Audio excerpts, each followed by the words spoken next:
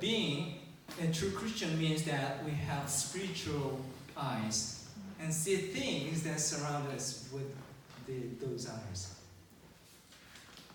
To have spiritual eyes means that we can see what our physical eyes cannot see.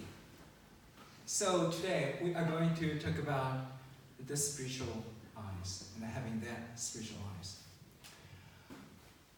The author of John's Gospel tells us 7 side stories, which we say Semaya in Greek. And today, John tells us the 4th Semaya, the sign story. The outline of the story is like this. The setting is that it happened on the left side of Galilee, and it was time near the Jewish Passover festival, which is springtime. And when Jesus was sitting there, many crowd, thousand crowd followed Jesus. And it was a wilderness, so there was nothing. So they looked tired and hungry. So Jesus asked Philip and how to feed those crowd. And Philip gave Jesus a negative answer. Well, it will cost a lot. That means that we don't have money to feed them. And what can we do? That's what Philip wanted to say. And then the other disciple, who is Andrew, brought a boy who had 5 loaves of bread and 2 fish. And Jesus also told, okay, let's prepare the table. And then Andrew said, well, here's a boy, but what can we do with it? But Jesus ordered his disciples to have people sit down. And then took the bread and gave thanks to God.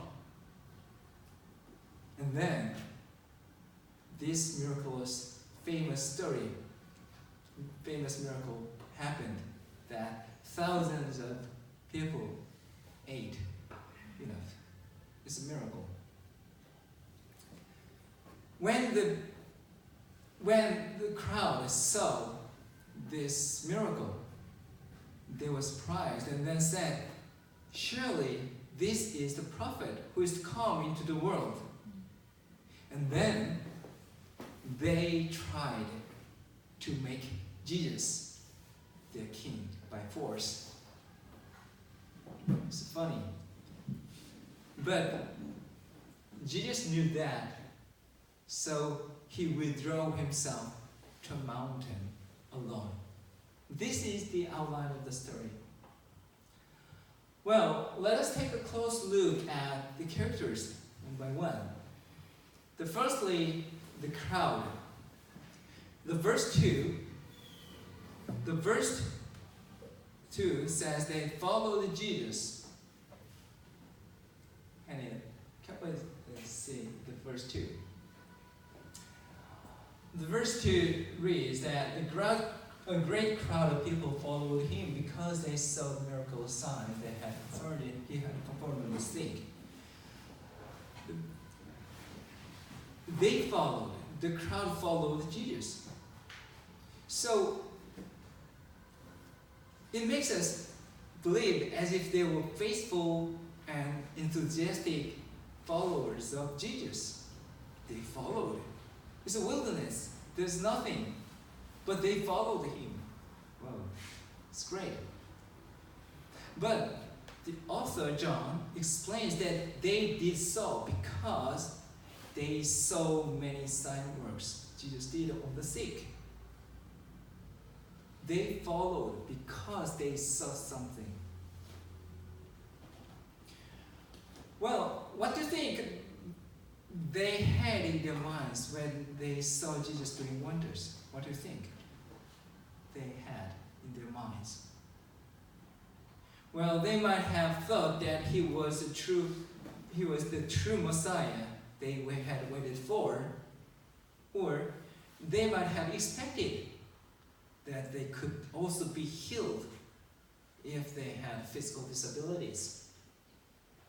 Anyhow, they followed Jesus because they wanted something out of Jesus. The verse 14 says, after the people saw the miracles, signs Jesus did, they began to say, surely this is the prophet who is come into the world. They said like this because they saw this man, the miraculous sign. They followed Jesus, as verse 2 says, because they saw sign works. And then they say that Jesus is the true prophet. That is, the same man, the sign work that Jesus did was just another example that confirmed them what they thought. Verse 2 says that they followed Jesus because they saw something. And they saw what Jesus did. They thought, oh, Jesus is somebody. So they followed. And then today, after eating bread and fish, they thought, right, I was right. He was a great man. He was the prophet. Because they ate bread and fish. Then what's the difference? Before eating bread and fish and after that, there's no difference. Eating bread and fish, this miraculous work, this miracle is another example that confirmed what them, yes, right, I was right. I thought so, but yes, I ate the bread and fish, right, I was right. There's no change to the crowd. The responses the crowd made, as you see in verse 2 and 14, seem to describe them faithful and enthusiastic followers of Jesus with never shaking belief and faith. However, the following verse 15 discloses that it is not true. The verse 15 reads, Jesus, knowing that they intended to come and make him king by force, withdrew again to a mountain by himself. The verse 15 says they tried to make Jesus their king by force. They wanted Jesus to be their king. Why? Why do you think they did like that? As you know, the Jews were oppressed under the rule of the Roman Empire. Actually, it was not only the Romans, but the Assyrians, the Babylonians, the Persians, and the Greeks also had done so to the Jews throughout thousands, almost 1,000 years. They invaded and oppressed the Jews one by one, and then Assyrians, Babylonians, and Persians, and Greeks, and now the Romans. So the Jews needed somebody to rescue them from this oppression of the Romans. They believed they wanted somebody to come and please help us, rescue us. That is, the Messiah the Jews expected was a political, powerful king Messiah who would defeat the invaders and make Israel a powerful and strong nation. And Jesus, in their thought, was the most ideal person.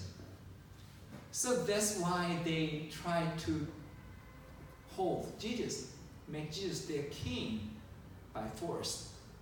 By force. The crowd misunderstood Jesus. They followed Jesus, seeing the wonderful miracles and hoping Jesus to set them free from the oppression of the Romans. That's the only thought they had in their minds.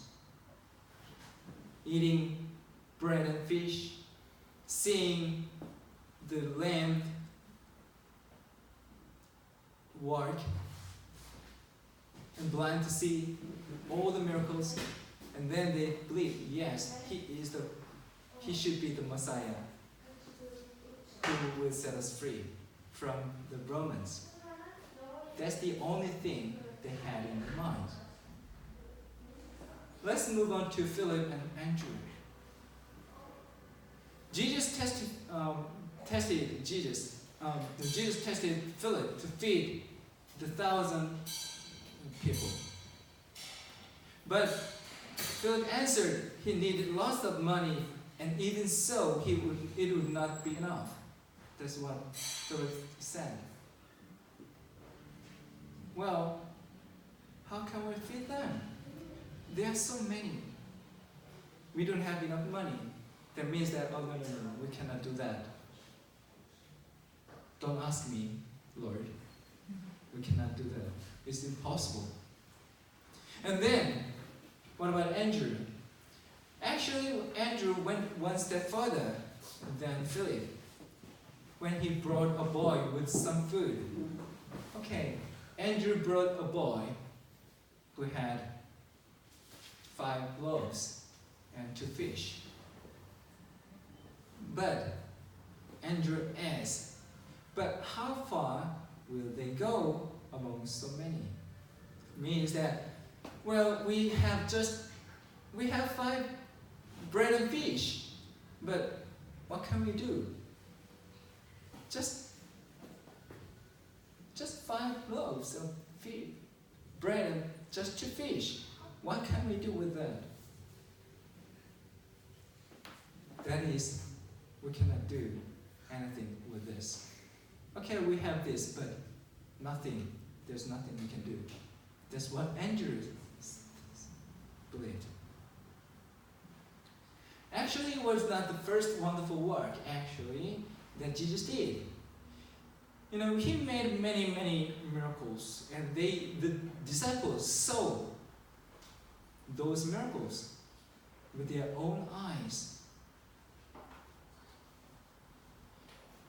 Even the crowds followed Jesus because they saw miracles.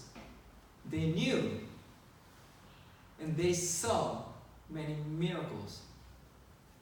But these 2 disciples see the limit. We cannot do. They could not think that Jesus could do something if only he wanted.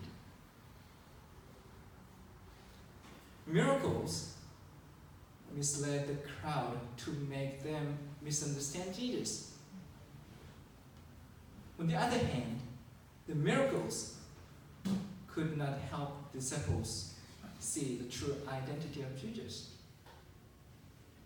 That is, crowd and the disciples, they all failed to see the true identity of Jesus.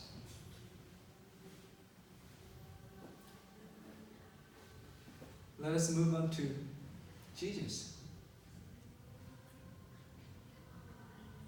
Verse 11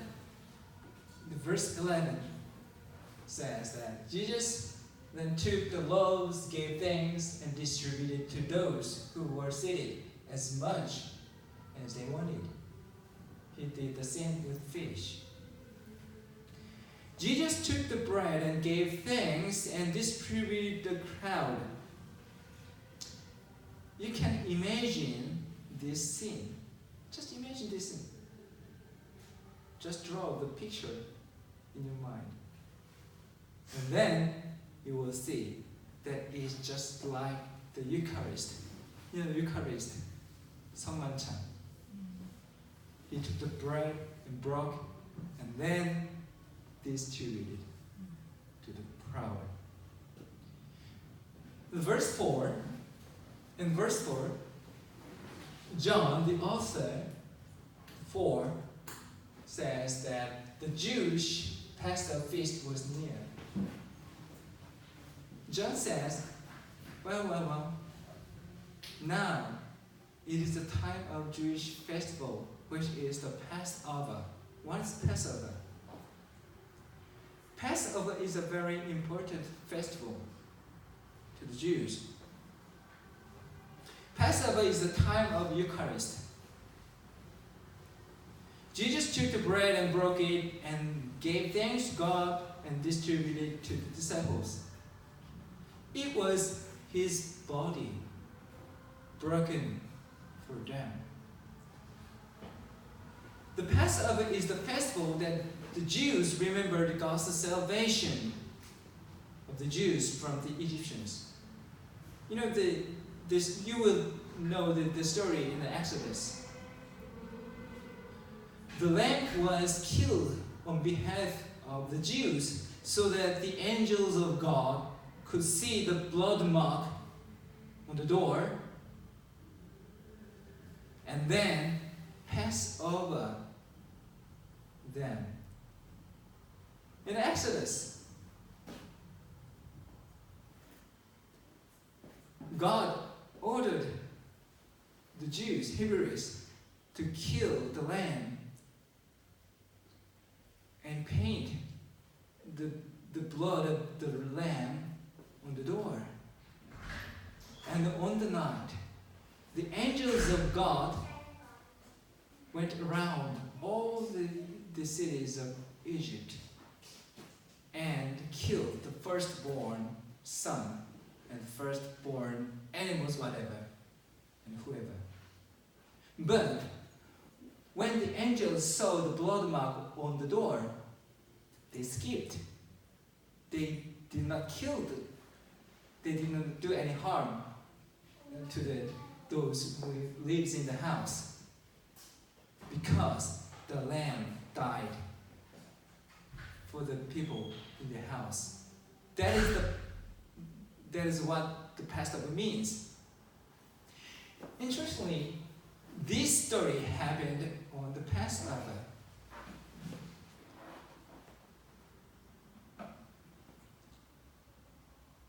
Jesus did a miraculous sign by feeding 5,000